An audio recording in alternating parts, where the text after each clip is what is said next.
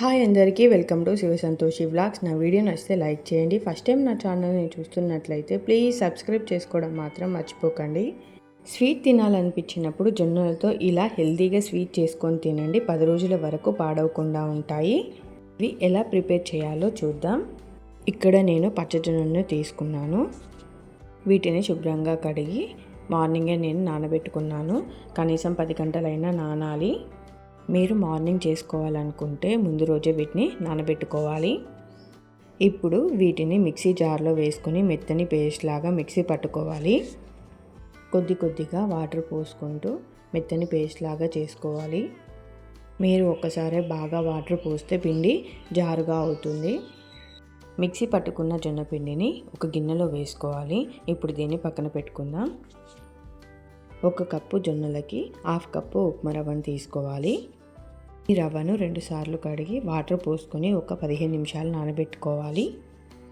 ఈ రవ్వలోని వాటర్ని మొత్తం గట్టిగా పిండేసి జొన్న పిండి పట్టిన మిక్సీ జార్లోనే వేసి మిక్సీ పట్టుకోవాలి. ఇప్పుడు జొన్న పిండి వేసుకున్న గిన్నెలోనే ఒక 1/2 కప్పు వరకు బియ్యపిండి వేసుకుంటున్నా. 1 కప్పు జొన్నలకి 1/2 కప్పు బియ్యపిండి, 1/2 కప్పు ఉప్మా రవ్వ కరెక్ట్గా సరిపోతాయి. ఇప్పుడు దీంట్లోనే కొంచెం ఉప్పు, మనం మిక్సీ పట్టుకున్న ఉప్మా రవ్వను కూడా వేసుకోవాలి.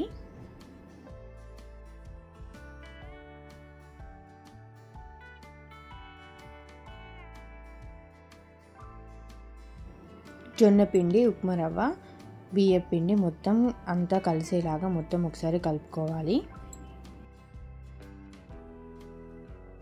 చూడండి, ఇలా కలుపుకొని పెట్టుకోవాలి.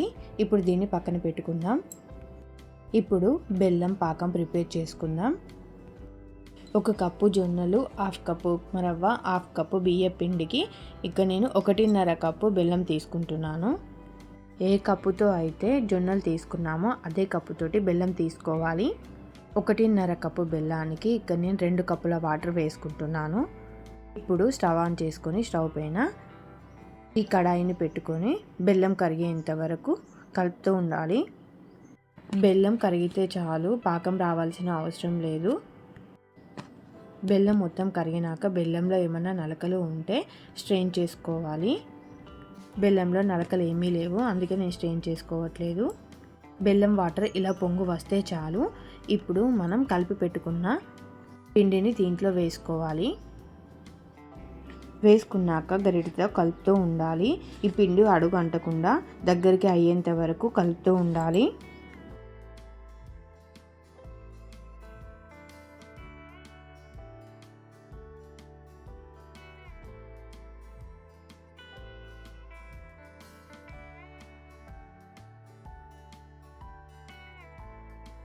కంటిన్యూగా కలుపుతూ ఉండాలి, లేకపోతే అడుగు అంటి తొందరగా మాడిపోతుంది. ఉండలేమీ లేకుండా ఇలా గరిటెతో తిప్పుతూ ఉంటే పిండి కూడా చాలా సాఫ్ట్ అవుతుంది. ఇది కొంచెం దగ్గరికి అయినాక 2 స్పూన్ల నెయ్యిని వేసుకొని కలుపుకోవాలి. మీకు నెయ్యి ఎక్కువ కావాలనుకుంటే ఇంకో 2 స్పూన్లు కూడా వేసుకున్నా పర్లేదు. కడాయికి పిండి వదిలి ముద్దగా అయ్యేంత వరకు కలుపుతూ ఉండాలి. చూడండి, దగ్గరికి అయిపోయింది. ఇప్పుడు స్టవ్ ఆఫ్ చేసుకుందాం. ఇది కరెక్ట్ కన్సిస్టెన్సీ వచ్చిందో లేదో తెలియడానికి పిండిని మనం చేతిలో కొంచెం తీసుకొని రౌండ్గా చేస్తే ఇలా ముద్దగా అయితే మనకి కరెక్ట్ కన్సిస్టెన్సీ వచ్చినట్టు. చూడండి, ఇలా రౌండ్గా రావాలి. దీన్ని కొంచెం సేపు పక్కన పెట్టుకుందాం. ఇప్పుడు స్టవ్ ఆన్ చేసుకొని స్టవ్ పైన ఒక కడాయి పెట్టుకోవాలి. కడాయి కొద్దిగా వేడైనాక దాంట్లో డీప్ ఫ్రైకి సరిపడా ఆయిల్ పోసుకోవాలి.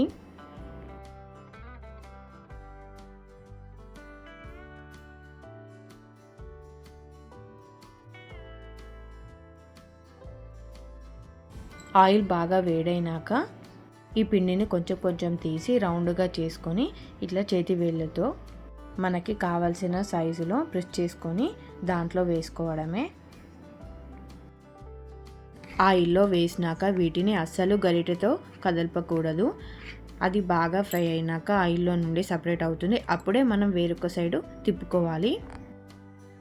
మీరు వెంటనే వేరొక సైడు తిప్పేస్తే పిండి గరిటెకు అతుక్కుపోతుంది.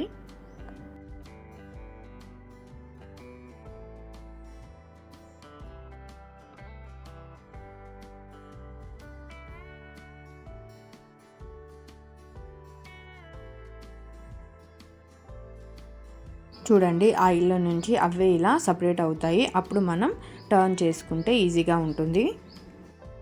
2 సైడ్స్ మంచిగా ఫ్రై అయిపోయాయి. ఇప్పుడు వీటిని తీసి వేరొక ప్లేట్లోకి వేసుకుందాం.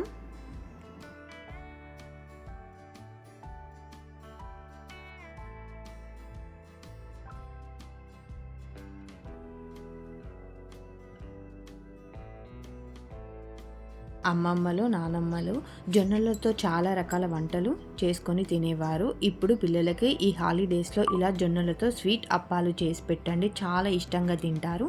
మళ్ళీ మళ్ళీ కావాలంటారు. టేస్ట్ అంత బావుంటాయి. తప్పకుండా ట్రై చేయండి.